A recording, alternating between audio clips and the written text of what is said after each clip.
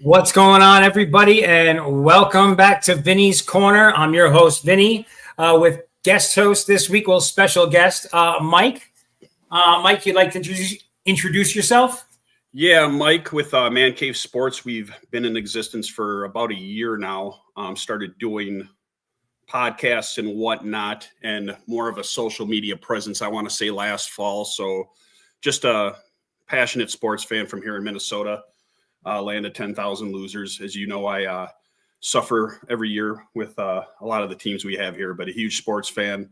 I've grown to love the social media community, members like yourself, and interact and talk sports every day. So happy to be here, happy to talk boxing. I do have some experience in boxing, not as much as in my prior days, but back in the day, I did matchmake about 20 years ago for Midwest club scene. Okay.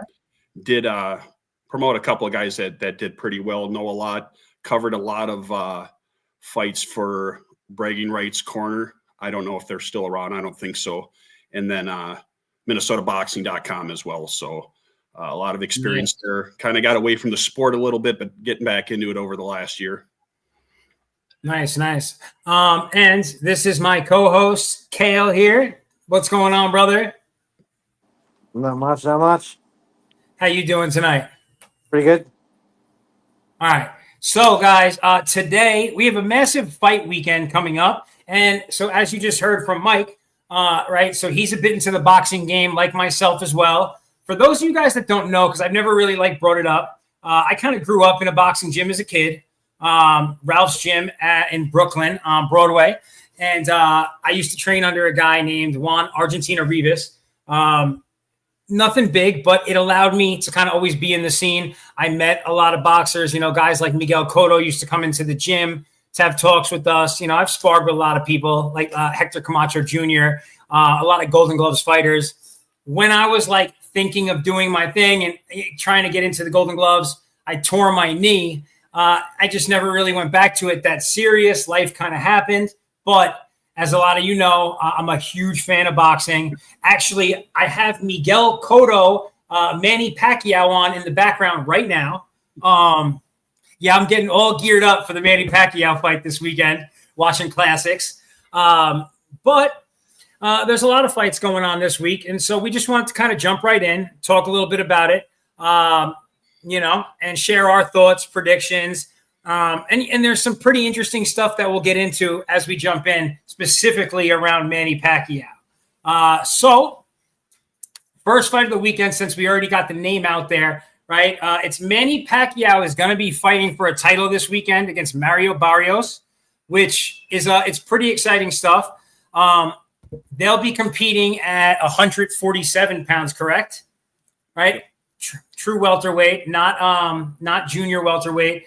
And if I'm not mistaken, he's a WBC champ. Yes, I believe so. Right. I'm pulling everything up now because sometimes I'm a little slow with this stuff myself, guys. Yeah. It's the WBC. It's the Suleimans that. Yep. And so we've got Pacquiao versus Mario Barrios. Barrios is a real tough Mexican fighter.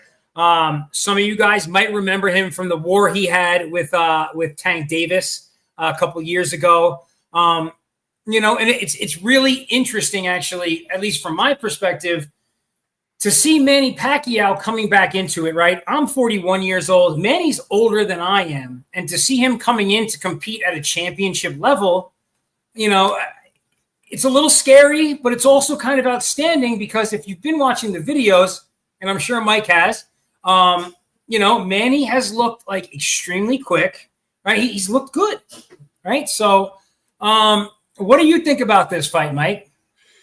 I mean, they say the power is the last thing to go. I mean, the footwork is still there. Those trunk calves that he has, he still looks like he's got the speed. I'm just, it's been 4 years and he didn't look that great in the last performance there. I mean, I remember, I believe it was 6 years ago when he beat Thurman, and which I was very impressed with at the time. I believe he would have been 40, oldest welterweight champion in the history of the sport.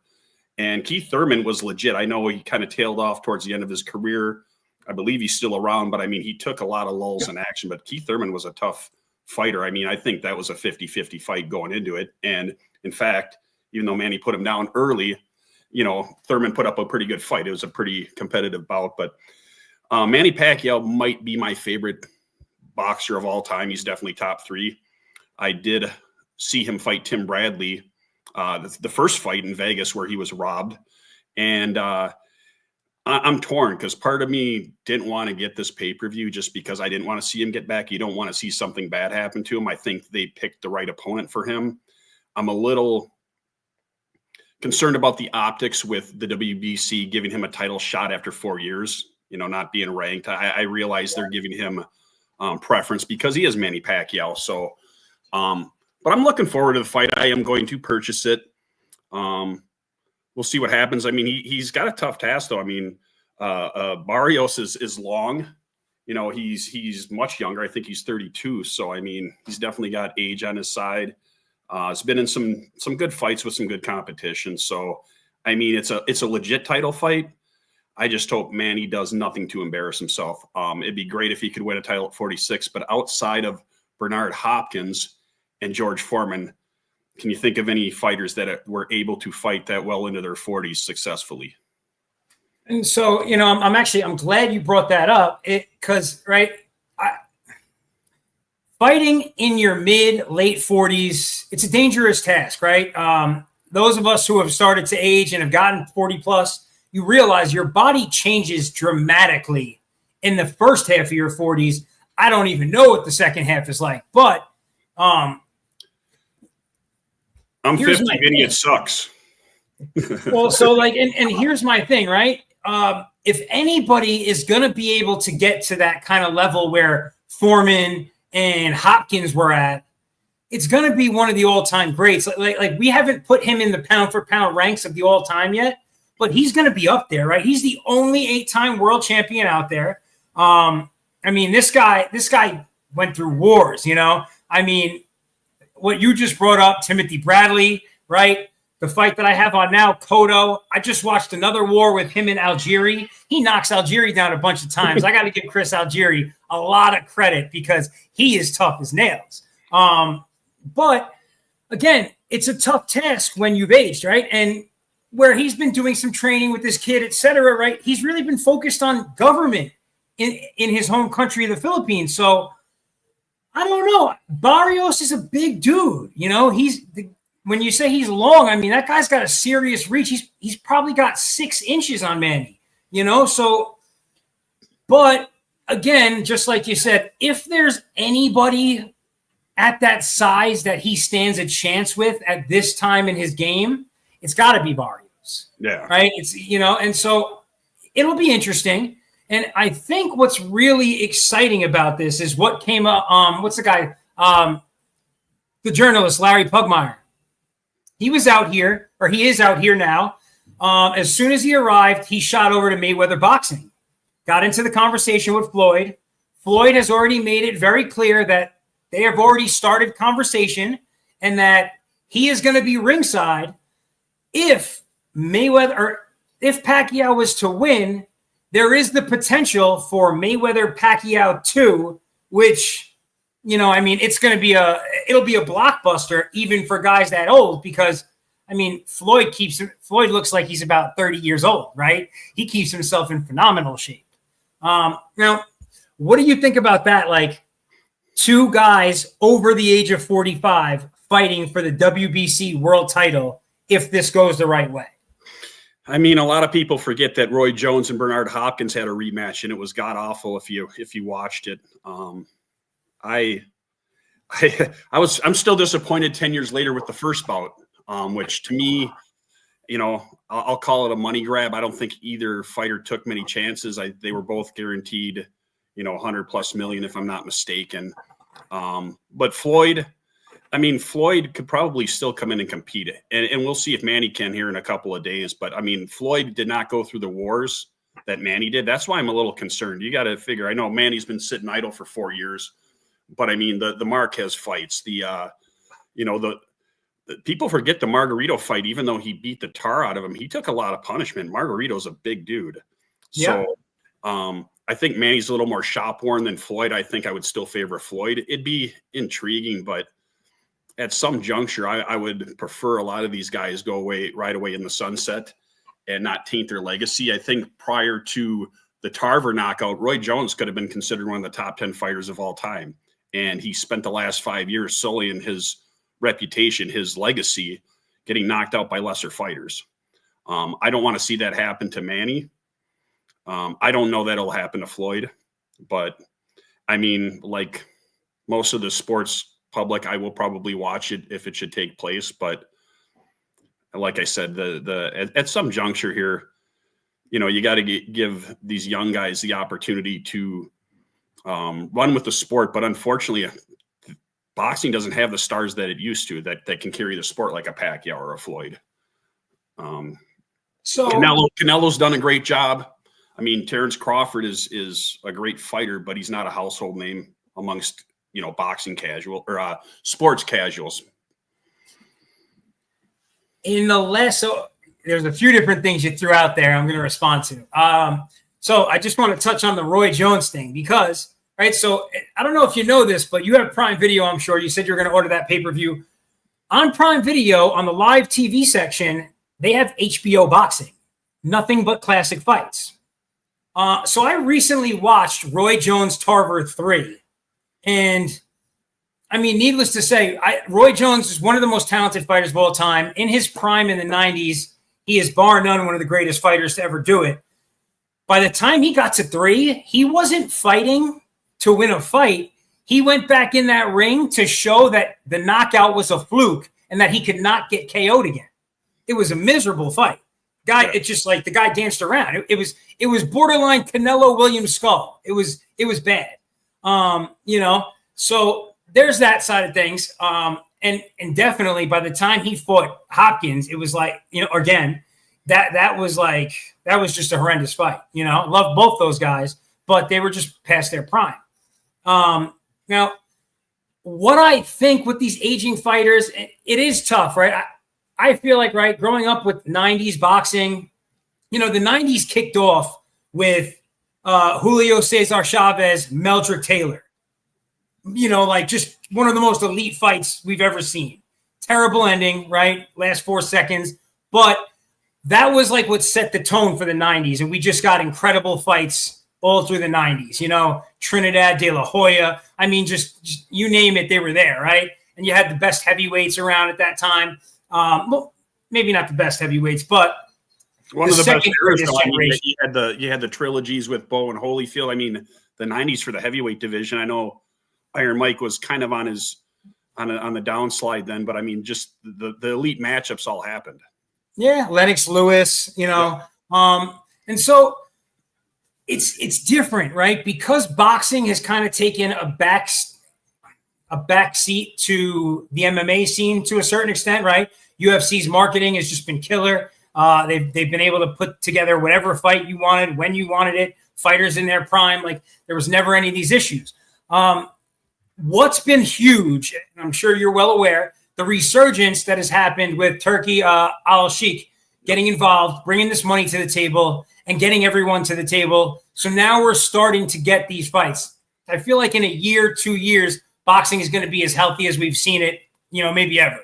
But when you got a guy like Floyd, right, people are already saying that's like $1 billion money grab, right? A fight with Floyd and Manny again. Mauricio Suleiman is definitely going to give preferential treatment to a guy like Floyd. And if he sees the opportunity to put these guys back in the ring, right? So that's why I think I think that this Floyd Manny thing was already been talking about. And they were like, well, Manny fights Barrios to get there. We can make that happen. We can make that work, right? And so now Manny gets bumped up suddenly. He's back in the ranks and he's able to fight for a title. But I think that they're really grabbing at straws trying to make Pacquiao Mayweather too. And I like the new generation of fighters. I think we have a lot of excellent boxers in the game right now. I don't love to see these older guys put themselves at risk. I know Floyd is going to fight. Floyd's probably the fastest 48-year-old in America, right? He's going to fight his defensive game. He's not going to get into a war. So he'll be okay. But Manny is the guy I'm concerned with here because, like you touched on, I mean, we've seen Manny take some brutal punishment in wins and losses, so it's a little scary, but I'm excited for the possibility. And of course, I'll be watching this weekend, and I will certainly be watching if Pacquiao and Mayweather get to a title fight here later this year. No question about it. The actual fight card for the whole night is just a great fight card all around. So for those that don't know, Sebastian, the towering Inferno Fundora, is fighting Tim Tszyu for the second time. Their last fight was an absolute war too, right? Went to decision. These guys were bloody messes. Yeah, I actually have it on the screen in front of me right now. It's in the 6th round, but I mean, yeah, I'm looking absolute forward to war. Yep. So what do you think about that fight? Who do you think is going to win Pacquiao Barrios? I think Pacquiao will win by decision. You got to remember, towards the end of his career, Pacquiao wasn't knocking out his opponents. They say the power's the last thing to go. I'm sure he can still crack, but I think he wins by decision. I think it'll be competitive, something along the lines of a 8-4, 7 rounds to 5. And I think if it is a close fight, he will get the benefit of the doubt from the judges. 100%. Although, like I said, I would have thought so when I was in Vegas to see him fight Bradley the first time, and I had it 9-3 or 8-4 in the crowd, and I couldn't believe the decision. I didn't have the HBO commentary with me, but yeah, I mean, Manny, outside of that fight, and I believe, who did he fight that it was in Australia? I can't remember. He got robbed. Oh, it was what's the guy's name? He got robbed in Australia in a fight that he should have won as well, but for the most part, Manny has benefited from the scorecards. Absolutely. So now, fight number 2, we got Fundora versus Tim Tszyu. And now this was a war, right? I think it was a split decision, actually, the first one. Fundora walked away with the belt at the time. Another so these are 2 younger guys. Fundora is a little bit younger than Tszyu, but both solid fighters. We're going to get a battle. I expect to see this one go another 12 rounds. Tim Tszyu's had some great performances, but as of late, they've been trying to really push him the last couple of years, and he's been largely unsuccessful. He had the one fight against Fundora. Then he fought, what's his name? Murtazliev, something like that. Yeah. I'm pretty bad at pronouncing those names, but he got absolutely spanked. So I would lean Fundora in this one. I wouldn't even be surprised if Fundora dropped him, but it's kind of tough to say. So what do you think? Yeah, I mean, Fundora is just a tough puzzle for him to solve. I'm watching this right now, and I think this Fundora, he's well over 6 feet, if I'm not mistaken, and he's just got ridiculous reach. He kind of reminds me of not fighting style wise, but remember Paul Williams, the Punisher. Yeah. Just how the volume punch and everything else, you couldn't get close to him. So I mean, he could be in the NBA. He's actually tall. He's 6'5". Okay. So he the reach advantage that he has on anybody, and really a guy that's that big, they can just really generate a lot of torque on a punch. So he can lower the boom on somebody pretty good. Yeah, it's just insane to be able to see a guy fight at 154 at that height. It's honestly but yeah, Paul Williams, I believe he was about 6'2", 6'3", and he fought at 147, 150. Or in fact, he even moved up to middleweight for a stretch. I mean, think about Tommy Hearns when he was, in his early stages. He started out in a lower weight class and he worked his way up. One of the few 5-division champs out there. Next fight, another war, right? Pitbull, right? So Usyk Cruz, known as Pitbull, and Angel Fierro. So this is also a rematch. This was another fight that went to decision.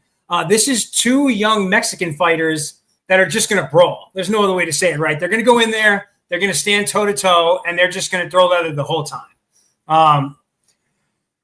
I think that if Fierro doesn't stop him, I think that they give the decision to Pitbull again. He's a very popular name. The Mexican crowd loves him. And at the end of the day, it's business. So unless they see a reason to like just, okay, he got dominated or he got knocked out, I don't see Pitbull losing that one. Yeah, I'd say probably Pitbull by decision. And there's two more fights on the card, actually, right? So Brandon Figueroa is on the card as well. Let's see if he's fighting. I forget the guy's name, actually, Gonzalez. Did I see Gary Russell on that card too? Gary Russell Jr.? Yep. Gary Russell Jr. is fighting Hugo Castaneda. Okay. So because somebody brought him up on, online today in like the boxing Twitter community. Somebody was like, nobody ever talks about this guy. And I was like, isn't he fighting on the card this weekend? Like, I don't know if you can see that, but he's not even listed on the main flyer by PBC. They don't even have it listed. Yeah. I had to double check, but then when I pulled up today was like the grand entrances for the guys, he was there. And I was like, okay, he is on the card too. So, and he's they're fighting at super featherweight.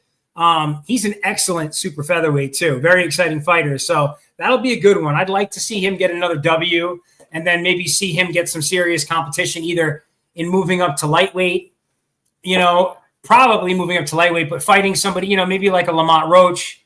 There's some good guys out there between that super featherweight, lightweight division. So it could be exciting. Yep. So the big fight of the weekend, it's kind of funny that I say it this way. There are two fighters that I would consider in my pound for pound top 10, actually probably in my top 5. I rank Usyk as the number 1 fighter in the world. Just me, I think he's unbelievable. Now, a lot of people might say in a way, right? But we do have a huge rematch, which is not just a unification. It is for the undisputed heavyweight title of the world, right? And, I mean, if you're a boxing person, even if you're not, historically, the people that casual fans gravitate to are the big guys, right? The heavyweight division. So, what's your take on this fight? I mean, there's not a lot out there for Usyk, you know what I mean? So I get the rematch and whatnot. And like you said, it's unification, so that's always huge. I'm excited for it. I mean, to your point, he's teetering on top 10 heavyweights of all time, at least in some people's opinion. I'm partial to some of the fighters of the 90s and early 2000s, the Lewises, the Klitschko's, et cetera. I just think that, back in the 90s, Riddick Bowe and Evander, I think it was just a greater era of heavyweights where now, I mean, Tyson Fury had a nice run. Anthony Joshua, to me, has been a big disappointment. So, I mean, the heavyweight, while it does have its luster and hype, I just don't see the division anywhere near where it used to be. I think 15, 20 years ago, they talked about a lot of the athletes that could have been heavyweight boxers were playing football or some other sport. You know what I mean? I don't think the heavyweight division in the U.S. is as popular as it used to be. And I mean, a part of that's just what's happened to the sport with the lack of network coverage. I mean, Showtime, HBO are no longer in the business. So to me, I'm excited for the fight. I think it's going to be a good fight. I think it'll be competitive. I think he'll win again. But I guess I'll just say, Vinny, I don't know that I'm as high on him as you are, but I get why you are. So, here's my thing, right? Obviously he's one of those guys. He's like a modern day Evander Holyfield, right? In what he's been able to achieve. Yep. But his boxing style, right? He's got that Ukrainian amateur pedigree. And so he's so slick in the ring with these big guys, right? It's not like you expect a knockout necessarily, although he did put Dubois on the canvas in the last fight too. As they were saying, I think it was the 9th round, they were talking about how he's not known for his knockout power, and then he just slipped a beautiful straight right and dropped the guy. But I think that he's just been like so dominant. Like, to me, there's no way anyone could have scored the AJ fights or the Fury fights in any other way than they did, right? Like, I just think he took the heavyweights by storm and he completely owned it. I am one of those guys like where I'm like, you know what? If he wins this one, does he crack that top 10 all the time? I don't know, but I love watching the guy. Part of it's his out of the ring personality too. Yeah. I just think he's like an awesome dude, and like he's very stoic when it comes to like his conversations. He's not rah and aggressive like a lot of people like. But Daniel Dubois, as they call him, Dynamite, he's younger, he's bigger. If he was able to land a shot like he did on the way he put AJ to the canvas, like AJ didn't know what hit him. Yeah. And his last 3 fights have been like he's just been so dominant. I think it could be his time, but if I'm a betting man, it's really hard for me to go against Usyk at this point. Well, and Usyk, is he not 38 years old? So, Father Time could start to catch up with him. This could be the time. I do like the Holyfield comparisons, though, because coming up from that, Holyfield was never a big heavyweight, went up against guys that were much bigger than him. Yeah. So, I will give him credit for that, for being an undersized heavyweight and chasing greatness, because, he fought the, good portion of his career at cruiserweight and then decided to move up and go against some guys that are physical monsters and hold his own. Well, more than hold his own. Yeah, he's a good one, man. He's definitely, for me, that's like it would be the highlight of the weekend if it was. So, a lot of these cards that are run on the Matchroom side of things, especially if a fight's in the UK, it's almost guaranteed all the fighters are going to be from out that way. So it's just like it's a lesser known card, I would say, than what we're seeing. Like Pacquiao Barrios is like a who's who of names. Especially when it comes to America and Mexico, which are 2 of the biggest, if not the biggest countries for boxing.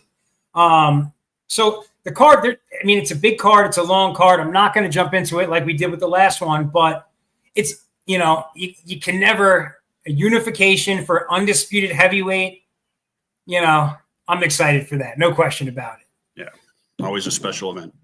That's a fact, man. And then, now this card to me is one of the biggest ones out there.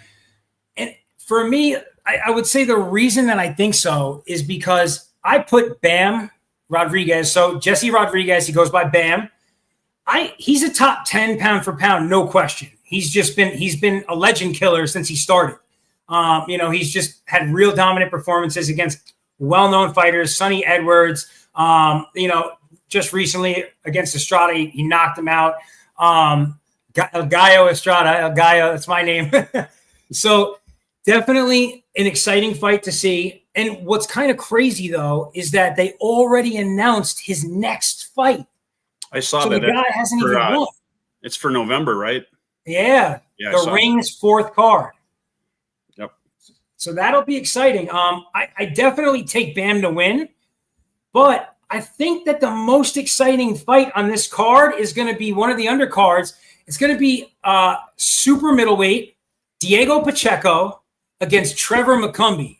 So Diego is a little bit more known at this point. He's still kind of a come-up guy, but he's like number 2, number 3 across the board, super middleweight ranks for every governing body. Trevor McCumbee is the guy who just had that war with Caleb Plant, late last year. Was that the end of last year? So he ended up getting stopped ultimately, but he gave him a lot of work early on. So I expect that to be a pretty exciting one. And then they've got Ammo Williams on the card. Honestly, too many names to name. There are 8 fights on this card as well. So Saturday is like a jam-packed day. In total, there's something like 20 fights on Saturday. And because of the timing, because you got 1 fight in Texas, 1 fight in Vegas, and 1 fight in England, they're going to be staggered a bit so people will be able to see all the main events. So I think it's going to be a real exciting weekend. Now, have you gotten to watch Bam before? Yeah, I've seen Bam a couple of times, so I'm familiar. I am familiar with his game. So what do you think? You think Cafu stands a chance? I had to do a little research on Cafu because I'm not horribly familiar with him, but I don't think it looks good for him at this juncture. I had a couple of clips that I still want to pull up here before the weekend and kind of get a feel for everything. But Bam's definitely impressive. 21-0, 14 knockouts. As you said, up and coming in some people's top 10 already. So definitely looking forward to, and to your point, the staggering of the cards is great. I mean, I can't remember the last time there's been a day like that where you can just sit and watch boxing wall to wall. Very good for the sport. You know what's really, and so a part of what's really helped with that is the Saudi Arabian, Turkey al-Sheikh getting involved, right? Because with his money involved in pretty much everything now, whether he's the name on the card or not, he gives these guys a little more reason. So first, we're able to get fights that we may not have been able to get, a Canelo Crawford, all these crazy super fights and great matchups at the right weight classes, unifications, etc. But the guys don't feel like that, each promotion doesn't feel like it has to be at each other's throat. Right. So let's schedule everything at the exact same time. You either watch this card or you watch this one. It's changed the game up a little bit. And I think it's really good for boxing. Yeah. I can remember 20 years ago when HBO and Showtime would shoot themselves in the foot going head to head against each other on many Saturday nights. And it just pissed off the boxing, fan base. So I'm sure you've heard this. For the Canelo Crawford fight, Max Kellerman is back. Jim Lampley's back. I've been sending tweets to Turkey trying to get him to get Roy Jones. I want the whole team. But that would be pretty. Get Larry Merchant out there. Oh my God, I wish. That would be fantastic. But it's a huge weekend for boxing. It's very exciting, and for anybody who follows either of us, I'll definitely have it on the socials. Over the next couple of days, because we're now at the stage in the week where, you're going to have your live pressers, you're going to have your media workouts. So the next couple of days are just going to be hectic, boxing. And I love that. I'm pretty excited for it. So no doubt. So I know that you said that you do have a podcast that you do, but you guys are kind of off season because you're focused more on, Minnesota. Yeah, I'd prefer, I'd love to get back into boxing a little more, especially with the connections I have. Caleb Truax is a personal friend, former super middleweight champion. Hoping to get him here in the man cave to do a in-depth interview here soon, but would just like to start scaling out our content. I mean, obviously we talk about the Vikings, the Timberwolves, do some of the Twins, Lynx, stuff like that, but would like to branch out some of the things that we do. Do have in that regard, we do a weekly show on the Vikings. We do a weekly show on the Timberwolves. We were doing one on the Twins, but that kind of fell apart. And the way they're playing now, I'm not horribly upset about it, but throw some reels together on our website, mancavesports.com. A couple of the guys that are on the team, we do blogs about different sports. So, like I said, still kind of in our infancy. We put this thing together about a year ago, but we're all over the socials and interact with fine people like yourselves, and just fun to have that platform and the ability to get together and talk sports with other people. For sure. So I'm actually working on, it's funny you say it, right? The personal friend side of things. One of my good buddies, I see him pretty much every morning in the gym together. Hasim Rahman, former heavyweight champ of the world. And so we've been kind of talking about getting something together, but he's not necessarily looking to be on the camera. He's an older guy, he comes to chill sort of thing now, but he loves to talk boxing. So I'm trying to figure out how we're going to work it out. But we should have more stuff coming. And the next thing, I do have a Vinny's Corner website under construction, so I can start to push more of my boxing content just exclusively to that. So just a part of building in 2025, But I've met Hasim a couple of times. His son fought up here in Hinckley at the casino, but I actually, this had to be about 15 years ago. I did a live, I think it was on Flow Sports. We did a live boxing show. Rob Brandt was the feature bout at the time, former champion. This is before he won the title, but myself, Hasim, and Steve Kim did the broadcast of the show. And to this day, I've still never seen it, but I do have a picture of myself and Steve and Hasim. So I'll have to send that to you. I'll have to put it up tonight on Twitter once I find it. So good guy. And then I know when his son fought, we sat at the ringside table with him at the time. So really, really good guy. Still remember when he knocked out Lennox. So, dude, I watched that probably like a week ago, and then I watched the rematch when Lennox just took him apart.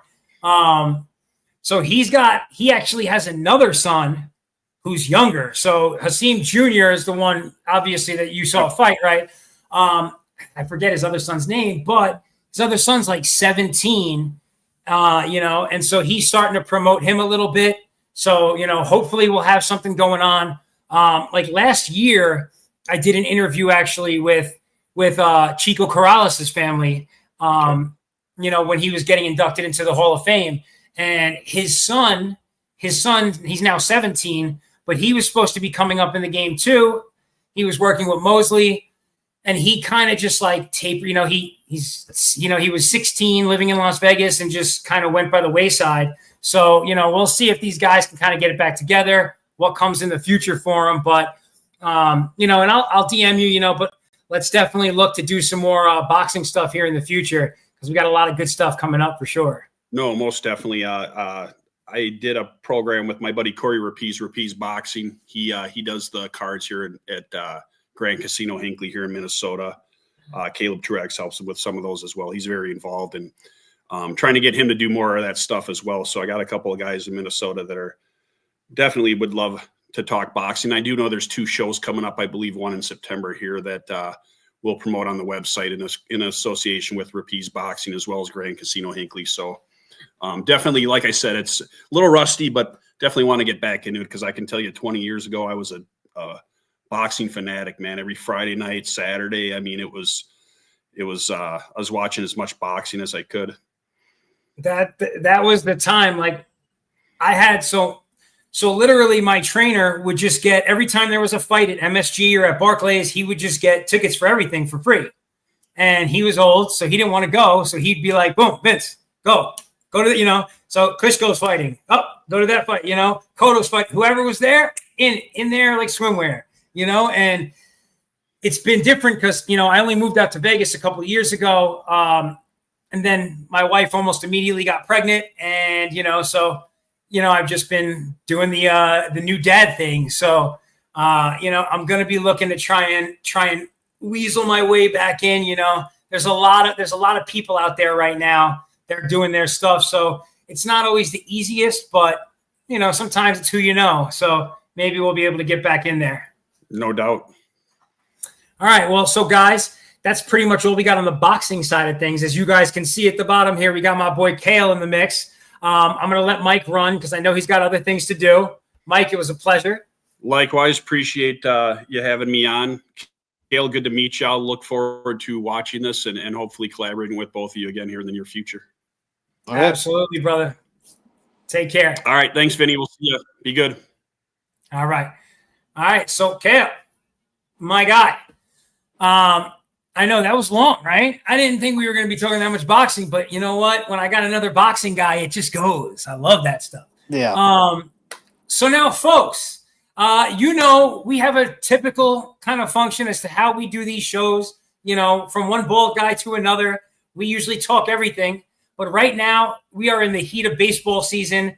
We just finished a very interesting and very intense all-star game. And I know that my guy Kale here's got some discussion points that he wants to touch on. So let's jump right into Major League Baseball. Oh, you're gonna do it. I sent it to you for that reason, because I can't read them off. Oh, okay. Well, let me pull them up. That's my fault, guys. Boom. Okay. So, yeah, number one, obviously, it's yesterday, right? Crazy, for an all-star game, right? The AL was getting worked, right? They came back late in the game to tie it up 6-all. The game went to what would be extra innings, but what's now called a swing off. So essentially, it's like, and you can correct me if I'm wrong, but right, it's almost like a home run derby, Yeah. to decide who wins the all-star game. Yeah, it's a great tiebreaker because you really don't want to go like 10, 11, 12 innings with these guys. It was just like, I mean, it was a hell of a game. It was 6-0 up until like I think the eighth, and then it was Yep. 6-4. Rucker hit a 4-run shot, and then it was 6-4. Then it was 6-6, and then just like, what the hell? Yeah, because it was 6-3 because Rucker hit the 3-run shot.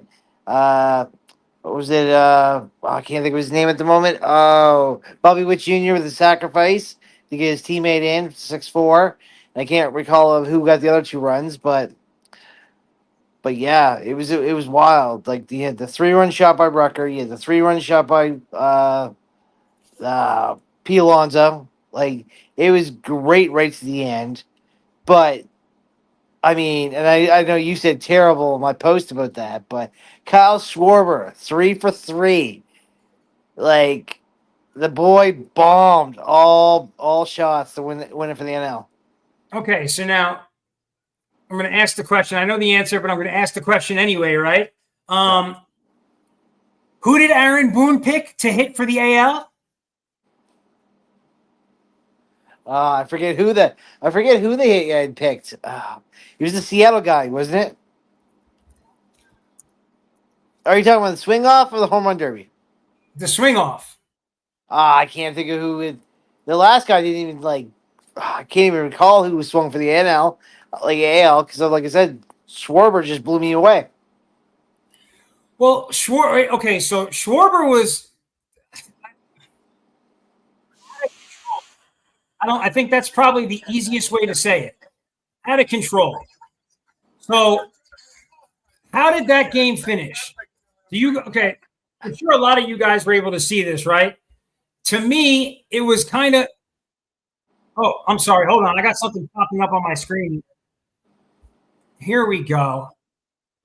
Here's the thing that didn't make sense to me. I'll just go right to it.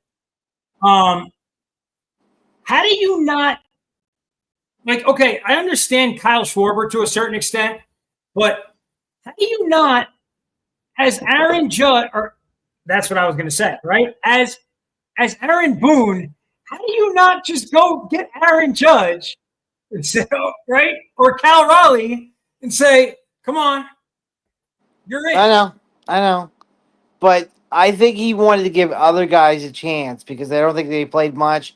I don't think they did much, so it was like, you guys give me the walk-off heroes from this one. So, was it Julio that was hitting for Seattle? Okay, so hold on, because now I feel like I just forgot. I knew the answer to my own question and then I forgot. So it was Kyle Schwarber and Tampa Bay's Aranda.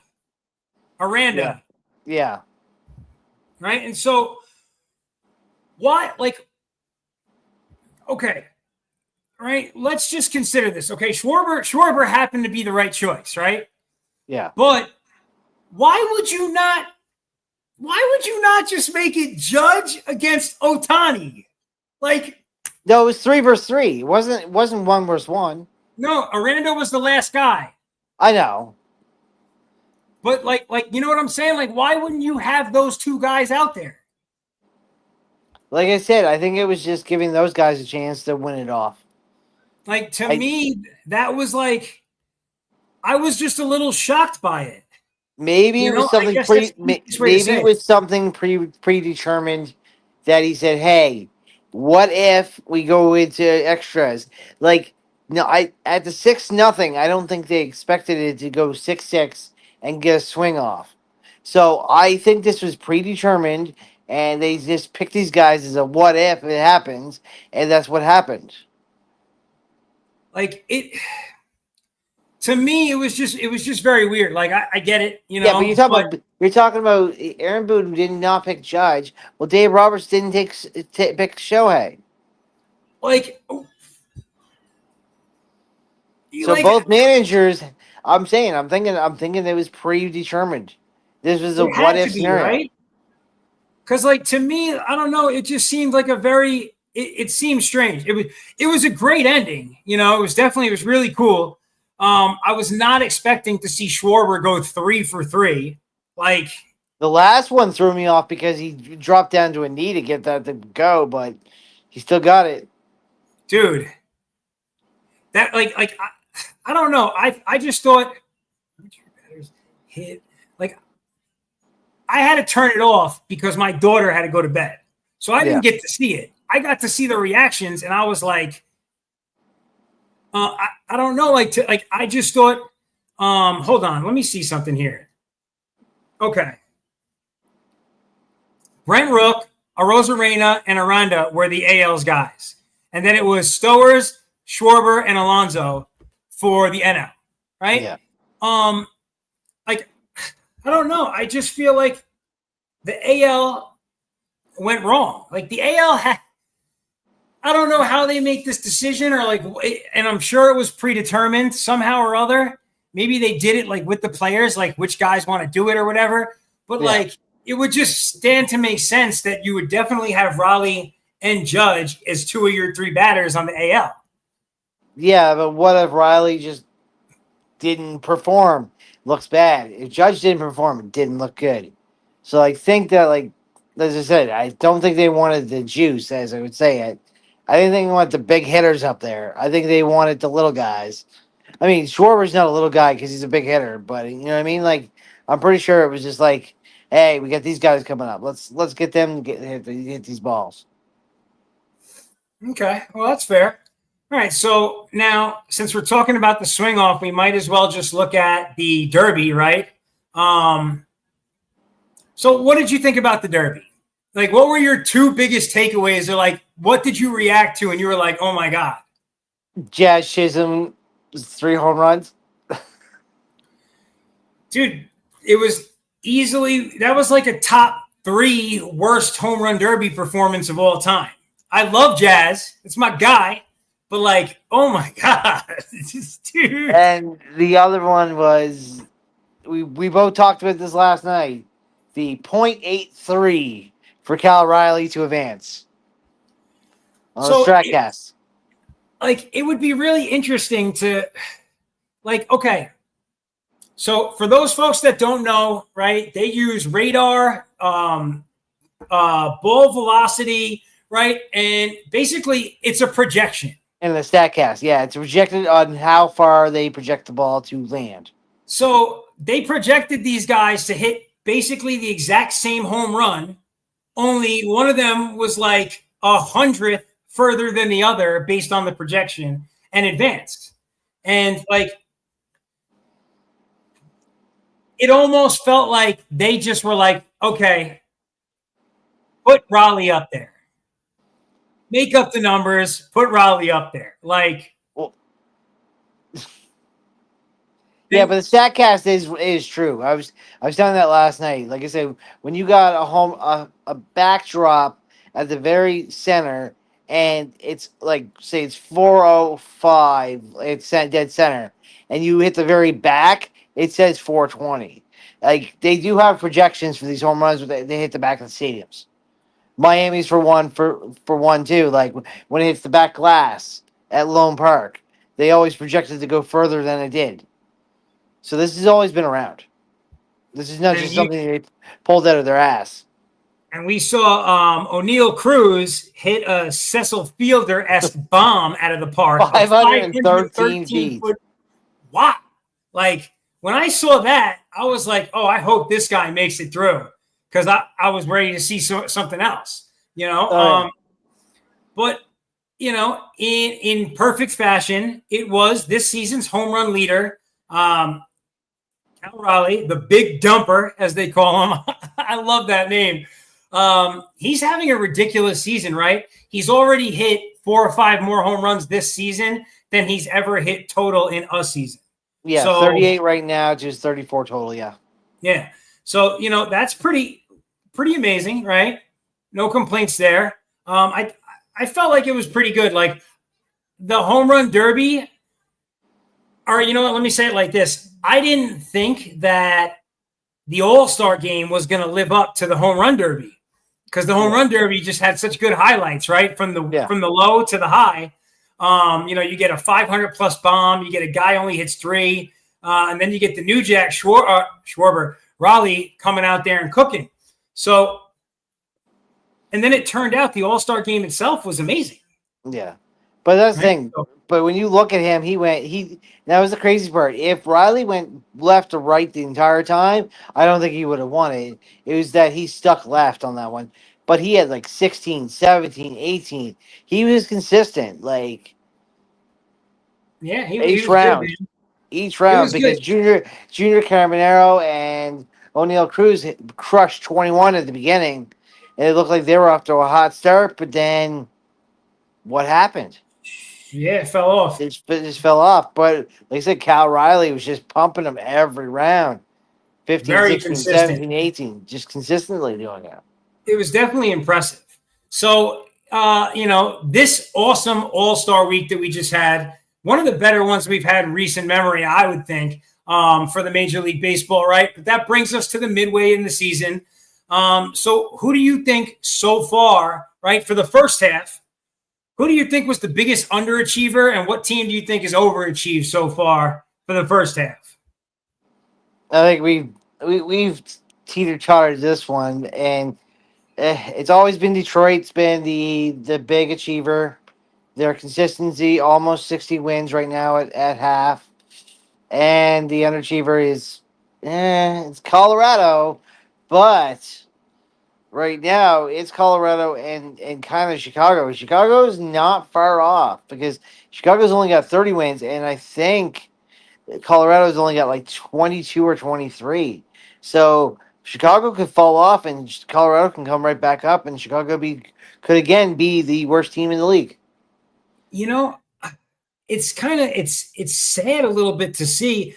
I don't know why I thought, but I really did believe that Chicago was going to look better this year. And they've been mid wouldn't even be a good term for them. They've been pretty atrocious too. They've been like 2 AAA teams. Yeah. Now, like I said, if they beat 40, they said that's good. If this team ends up winning 60, they'll consider it an improvement. But the way they're playing right now, like 30 so far, at mid, that looks like they'll be 55, 56 wins this year. That's about it. I mean, it's a little bit better than last year, but not a huge improvement. Yeah, it's still pretty terrible. No question about that. And I think Colorado only had 61 wins last year, so. And now you brought up the Tigers. The Tigers have just looked phenomenal. Gleyber Torres was a huge acquisition for them. He's been great. Riley Green's been great. Skubal's right there, poised to get another Cy Young. I hope Max Fried beats him to it. But what do you think? Who would you, if you had to pick today, would you vote for Fried or Skubal, do you think, to win the Cy Young? I'd say Skubal because of where he's coming from, the team he's playing with. Now, Detroit's on fire, but he was played like this last year, even when they just made the playoffs. So it doesn't matter how good this team is. Skubal's going to be Skubal. Max Fried is amazing pitcher, but I think he just improved by going to New York. Now, think if Max Fried stayed in Atlanta, we wouldn't be having this conversation. Yeah, you're probably right. You are probably right about that. And for those folks that don't know, the Detroit Tigers are they're almost at 60 wins on the season, and we're not even at 100 games yet. They have 59 wins. So they're 59 wins in 97 games. So they're like right there. They've been awesome. No question about it. All season long. They've been totally exciting to watch too. If you like good, real baseball, they're not like a home run hitting team. Like they play legit small ball. They have good defense. They have great pitching. They're kind of like, they're like a real total package right now. So what do you think about the MVPs? I mean, I think that the obvious favorites are still there, right? Judge and Shohei are still the favorites. Yeah. But I feel like as the days are passing, Cal Raleigh is really starting to close the gap on Aaron Judge. He's closing that gap real quick. But we got to see how the push is after the All-Star slump. Yeah, totally agree. So we come back Because what? we know Judge is going to hit like this consistently. So Kyle Riley's got to do consistently, and then it's going to come down to the wire. Like, I mean, if Kyle Riley can, and I have nothing against Judge when I say this, but if Cal Riley can hit 50 home runs as a catcher, I don't see why Judge should win it. Doing something that a catcher's never done in the league, that's an MVP. Like, that's just. I mean, I looked at this the other day, and I was watching a video on it. They go, "Can you believe that Cal Riley's doing this?" Judge is Judge. He's sitting in the outfield. Yes. He's sitting in the outfield. He's got to run to get some balls. Yes. He can swing the bat. Yes. But Cal Riley, he's got 9 straight innings of getting up and down on his knees. He's got to control his team. He's got to control the defense. He's an important part of the game. He's an important part with the battery system with him and the pitcher. And he's getting thrown 100-mile-an-hour pitches from Scooble in the freaking hands, and then going out and cracking home runs like left, right, and center. It's just a little bit more impressive. Yeah, no, it's hard to argue, even as a Yankees fan. I think that the guy is starting to really come on now. It will be completely contingent on how the second half goes for them. Especially with the team like the Mariners. If the Mariners were to miss the playoffs, that might be what sealed the deal. That might be the reason he didn't get it. Now, I'm not saying they will. They're in prime position for a wild card, but it's, those wild card positions, it's tough to say right now. The AL is pretty competitive. So Seattle's actually got 51 wins. They're doing good. The Astros are in first place with 56, right? So they're 5 games out. But you still got the Minnesota Twins and the Royals are like right there. The Yankees and the Blue Jays. The Yankees are 2 games out of first. But you also got the Red Sox right there too. So it's definitely not like the Mariners are not a lock right now. No. Right? By no means. So we're going to see what happens with that for sure. So I have 2 streams open by accident. I just went to the wrong one. But it'll be interesting to see 100%. Now, what would you say, right? We're coming to the trade, we're going to have some trade deadline predictions here. Who do you think has to sell? If you had to pick one team to sell and one team that had to buy, who are like your top choices right now? I've been hearing a lot of ruffles about Arizona selling. If Arizona does sell, I don't know if they're going to sell. And the buyers, I feel like this is the time for Toronto to be buyers. They've been sellers. They've been selling a lot of prospects off. And I mean, they got a deep pocket. I think they said they had upwards of like 29 prospects that people would love to get a chance at. So he's got a deep, deep pocket of prospects that he can dump a ton of them via trades and get something, because the thing is like Toronto is consistently hot right now, but I don't know if their bullpen is going to hold out. I mean, I know the Yankees are looking for a pitcher. I know the Jays are looking for a pitcher, but I've heard there's a lot of sellers this year and a lot of buyers, because there's a lot of teams that realize that they're not going to make the playoffs or barely scrape by. And they need to improve something. So I think a lot of teams are going to sell off some of their talent to the potential playoff teams because they know they can move them.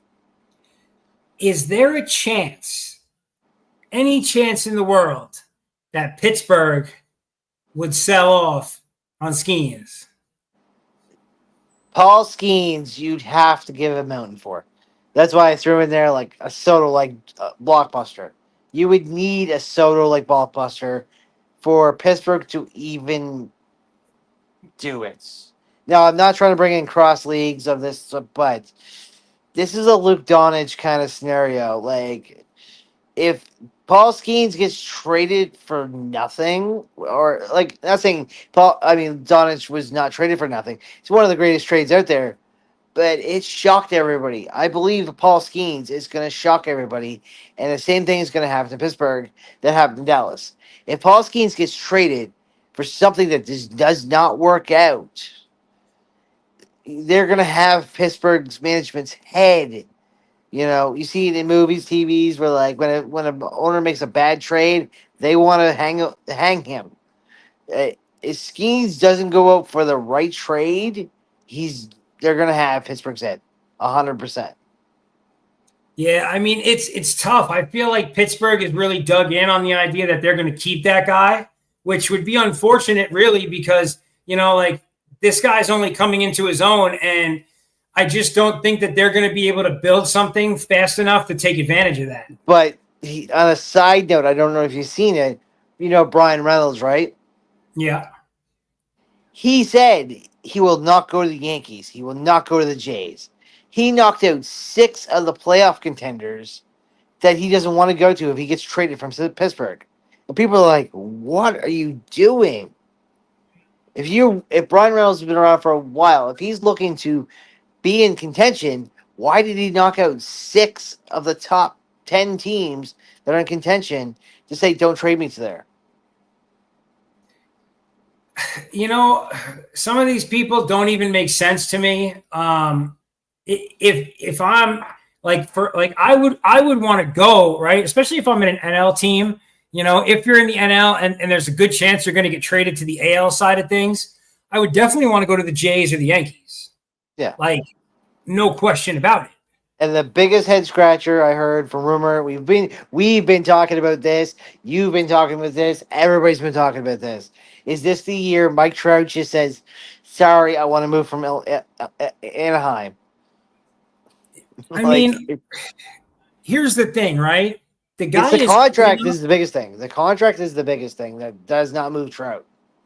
And that's really, he requires a haul, right? Because of what, you're going to pay him what, and a lot of teams, it's hard to justify that, especially when the guy. I mean, listen, if the guy is completely healthy, it might be like a sleeper move for the right team. Might be. But is he not at like $40 million and doesn't really play? There's more than just a sleeper move. And that's the thing, right? Say the Yankees were to get him, right? And then what happens? He ends up going out before the playoffs. But is this one where he goes to the Yankees, say Yankees win it, and he gets his ring? Do they just buy him out to get him a ring? I mean, the guy's been in an unfortunate situation for a really long time. So I don't know. I've actually even heard, I saw this being talked about online today. Devers to the Yankees. I don't know that we would need him per se, but I don't think it would. But how does Devers get traded from Boston to San Francisco back to the East Coast? I can't see Devers being traded again. Anything's possible. Anything is possible, but yeah. But when you're talking about a contract like that, but here's a wild one. Now, Mike Trout going to not New York, but right next to their distant brother going to the Mets, because the Mets like to buy out some stupid contracts and spend some dirty money. The Mets, I would expect them to be a buyer. Yeah. I would expect the Mets to be a buyer. I don't know about Philly. I think Philly might be content with what they got going right now. The Mets are just they have the ownership for it. Yeah. I've heard Philly looking at Trout because Mike Trout would like to go home. He would love to play in Philly. I think that the San Francisco Giants really, if they want to make the push for the playoffs, I think that they need to be buyers because they're close, but they're not right there. So it's a little tough. Obviously the Yankees need pitching, no doubt about it. The one person they got out of Arizona was Suarez. Eugenio Suarez. Like, a lot of people are going to go after him. Like, so. I mean, there's some moves to be made for sure. So it'll be interesting to see how it kind of plays out. What do you think is going to be the biggest shocker, like the biggest fall off, or is there a team you think that's going to get hot here in the second half and make a playoff push? Make a playoff push? Like, I don't does know. Kansas City come back and get back into it, or are they out of it? No, they're out of it. I'm pretty sure they're out of it. I mean, you got Bobby Witt Jr., who at one point only hit 8 home runs. He's a 30 home run guy. He's got 14. KC's just fell off, like, all across the board. All across the board.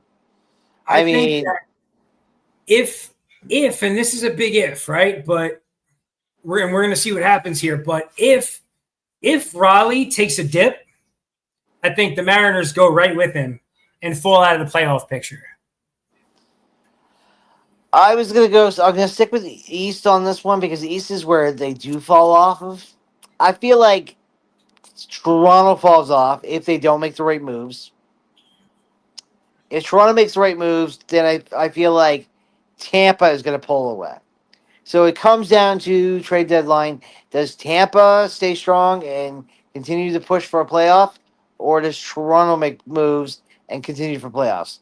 It's going to be the Yankees coming out of the East with either Toronto or Tampa, but not all three. You don't think? I don't know, man. I think the Red Sox are right there. So I don't know. No. I'm talking. You said fall off though.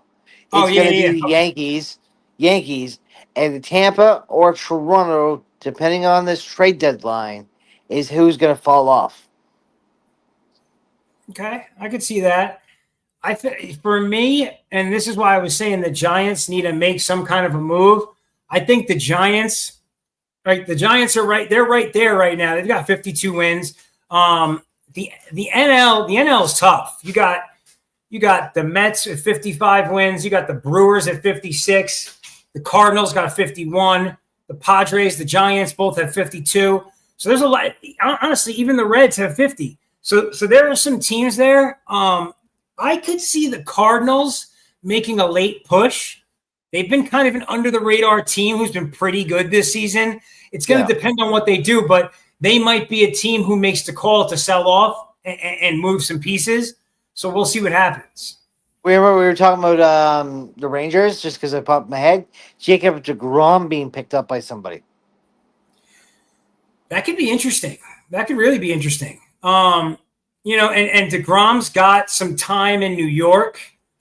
I don't know that I would see, like, a guy like DeGrom could end up in a Yankees jersey for the playoffs.